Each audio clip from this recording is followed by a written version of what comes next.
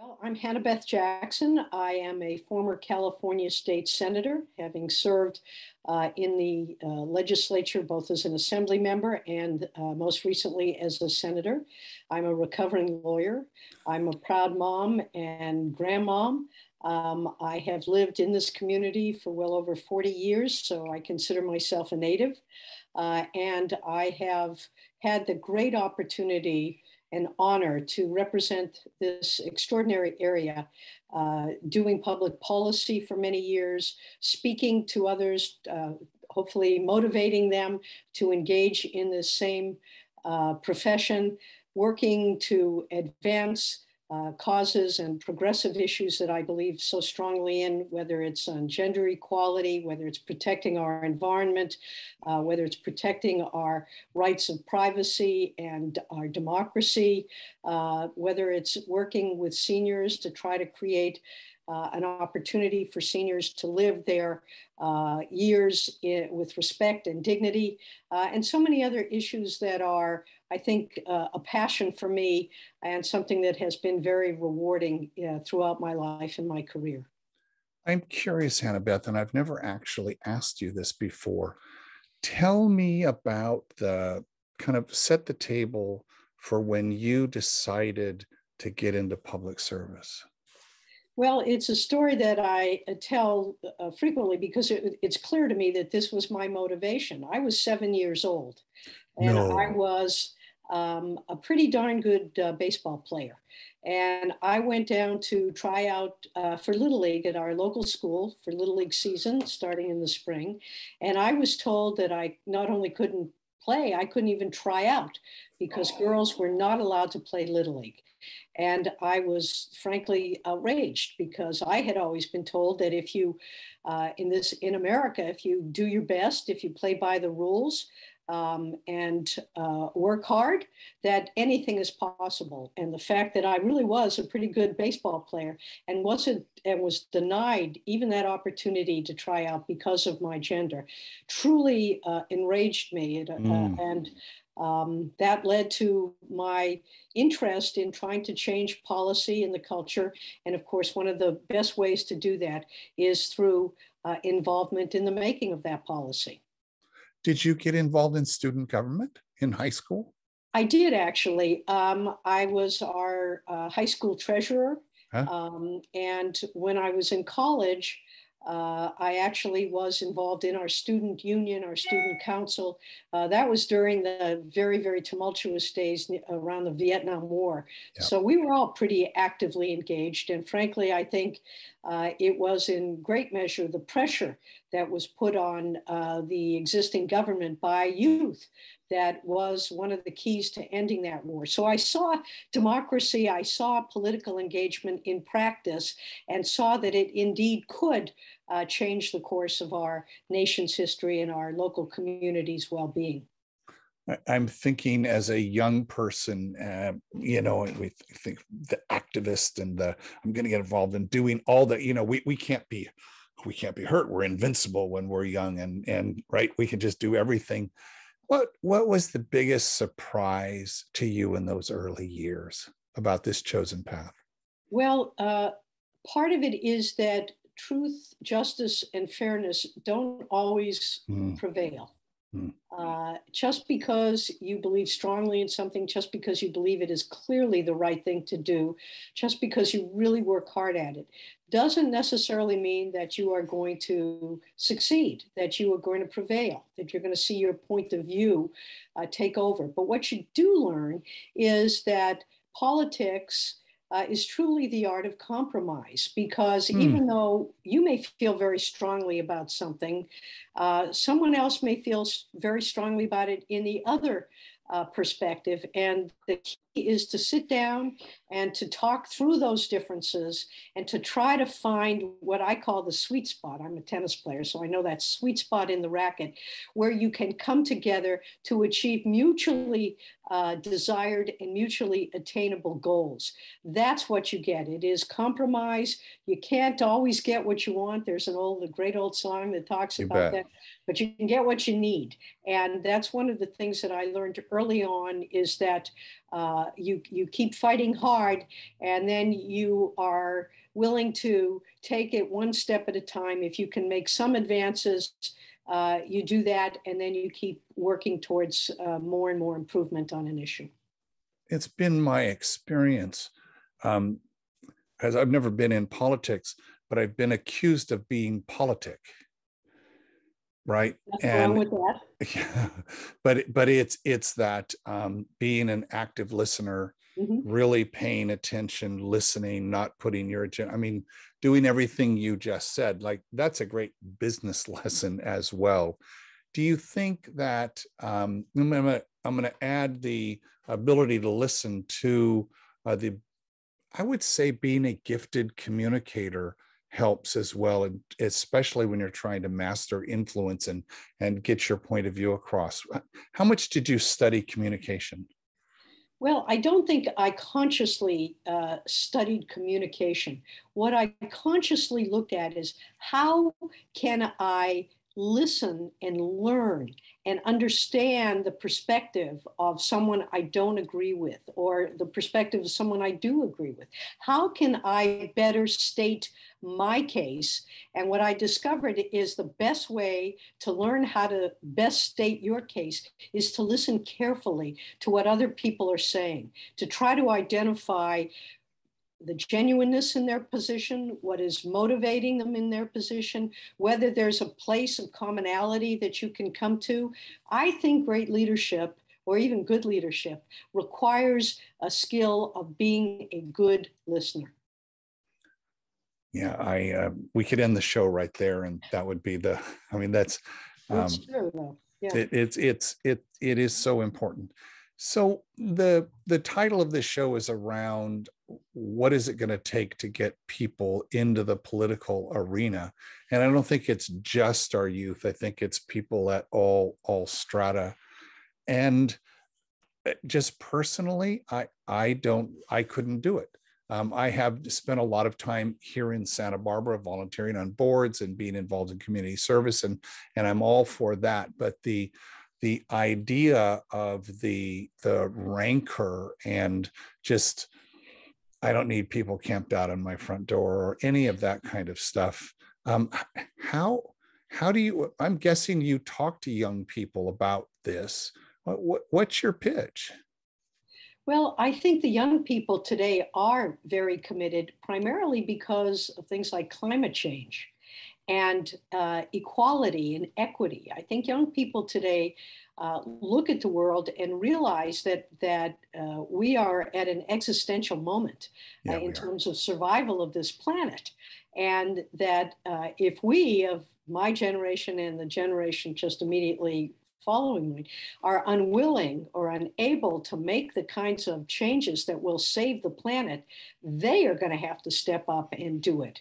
And so I do think that the youth of today is much more committed to that and realize that in order to achieve those goals, they must get involved in making policy and creating incentives and disincentives to the kind of destruction that we are seeing with our planet, whether it's the severity of climate change, which we're all experiencing, certainly those of us who live in this community. I've been here for 45 years. The dramatic shifts, our fire season is 24 hours a day, 7 days a week, 365 days a year. The heat, the intensity of these fires, the destruction, the fact that we are in constant drought or severe weather where we have way too much rain, at places all around the country and the world that are seeing weather events happen that have never, the patterns that have never occurred before. It's very clear to our young people that they are going to have to take charge in order to save the future. That's one area. And I do think young people today are much more egalitarian. I think they are much more prepared to give others more freedom to be who they are, whether it's gender freedom, whether it's having different expectations of themselves and of others than what we had grown up with, what had been culturally acceptable for hundreds of years, if not since the beginning of time. So I do see that there really is a desire for this kind of change. And I think it's important, if we're going to make this kind of change, if we're going to make this a better world, that people have to engage, because the political process in a democracy must be run by people, or we're going to end up with a dictatorship that I think is so contrary to the principles of freedom and liberty and opportunity that are the essence of this country. We need young people to step up, and we need people who actually have some life experience who can step up as well. Public service is an honorable profession. And I know sadly, for many years, it has been vilified. But during the time between, I would say, the 20s and the 70s, maybe even the 80s, public service was a well-respected pursuit. And the fact that we have tried to marginalize it, vilify it, ridicule it, I think is a big mistake. And it's my hope that younger people and others who feel a sense of responsibility to each other and to the planet are going to step up and grab that mantle and really try to make those changes. Is it fair to say that the zeitgeist right now feels very much like the late 60s, early 70s in the terms of activism and people paying attention and to everything that's going on? The show's not dead, doesn't like politics, so we're talking about public service. But when we think about it was 50 years ago, and now we've come, full circle again to where we've kind of energized these populations. So park that. It feels like what you're saying is maybe the way into this story of public service is through a specific area of interest, whether it's equality or social justice or sustainability in the environment, or it's, in my case, aging issues, which I care about, or one of the other things that you really care about, which is emergency management. So is it possible that it's not about governing, right? That's governing is about control and power, but it's more about, hey, let me go in and be part of the solution, which, as it turns out, is policy. Well, it is policy. And I think it's critically important. What we didn't mention was education.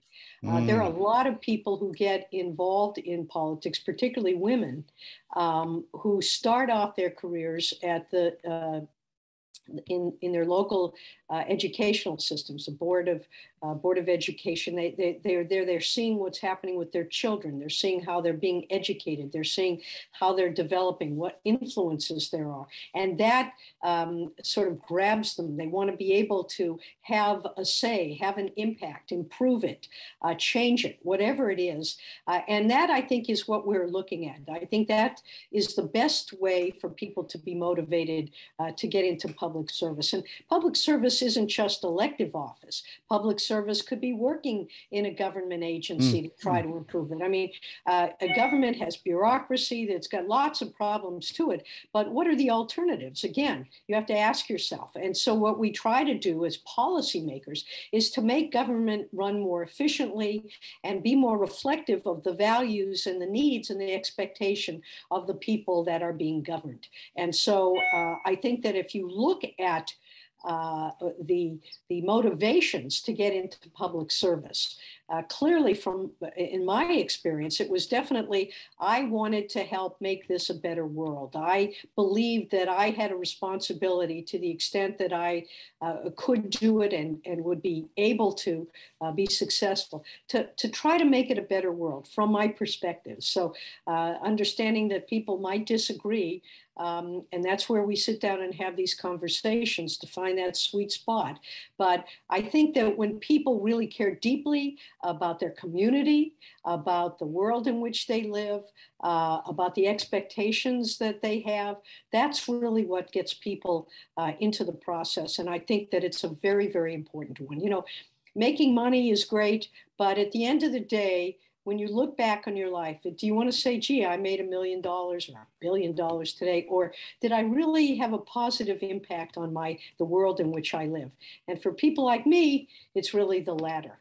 Nothing wrong with making money, nothing wrong with those goals and what have you. But we also, I think, have a responsibility to give back and to make the world a little bit better than the world we found and were born into.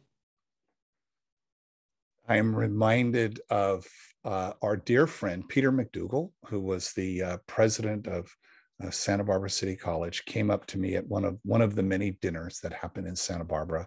And back in the day, during the technology days, for me, I would go to these dinners, and he came up to me and he goes, "Mark," he puts his arm around me, "Mark," and he explained to me, he said, and I'm paraphrasing, that I am of the age where I need to now take the mantle of a protector of Santa Barbara, but a protector of the values, and be involved in the city, and take an active role, whatever that looked like. And he gave me a lot of ideas. He knew me very well. Here are some things you could do, which actually led to me getting involved in the Economic Community Project and being a part of the business engine of Santa Barbara.